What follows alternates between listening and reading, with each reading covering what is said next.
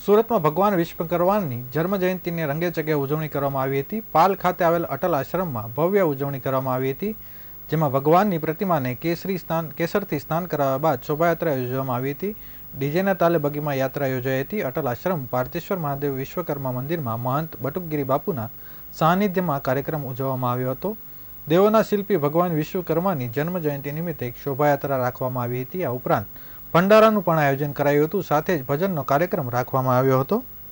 સમગ્ર કાર્યક્રમ અંતે મહંત બટુકગીરી બાપુએ કહ્યું હતું કે 18 વર્ણ અને વાસ્તુશિલ્પી ભગવાન વિશ્વકર્માની ઉજવણી મોટી સંખ્યામાં લોકો હાજર રહ્યા હતા। ભાવિકો માટે બપોરના સમયે ભંડારાનું પણ આયોજન કરાયું હતું। ભગવાન વિશ્વકર્મા દરેકના ઇષ્ટદેવ છે। વિશ્વકર્મા સુખ શાંતિ અને સમગ્ર વિશ્વમાં ફેલાવી તેવી કામનાઓ પણ કરવામાં આવી હતી।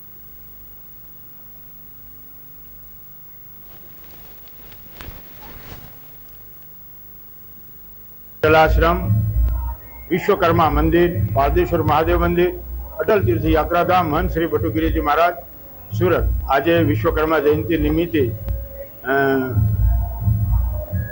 मिस्त्री परिवार लोहार ज्ञातिना दरेक कार्यकर्ताओं आ संस्था साथे जोड़ायेला छे। जेओए आ मंदिरनुं निर्माण करेलुं छे ए दरेक भक्तोए दर वर्षे विश्वकर्मा जयंती मनावे छे। तेम विश्व नियंता विश्वकर्मा भगवान जे कैलासનું પણ સર્જન કર્યું ત્યારે પણ વિશ્વકર્મા ભગવાનના માર્ગદર્શન બનાવવામાં આવેલું છે। આવો આપણે પણ આજે વિશ્વકર્મા જયંતિ નિમિત્તે અટલ આશ્રમમાં ભંડારાનો કાર્યક્રમ છે। 1000 આદમીનો રસોડું છે અને સત્સંગ ભજન તેમજ દરેકના સન્માનો આ વગેરે વગેરે કાર્યક્રમો છે। વિશ્વકર્મા જયંતિ નિમિત્તે દેશવાસીઓને મંગલ શુભકામના, આપના જીવનમાં સુખ શાંતિ સમૃદ્ધિ અને તંદુરસ્તી આપે, ભગવાન વિશ્વકર્મા વિશ્વનું કલ્યાણ કરે એવી મંગલ શુભકામના।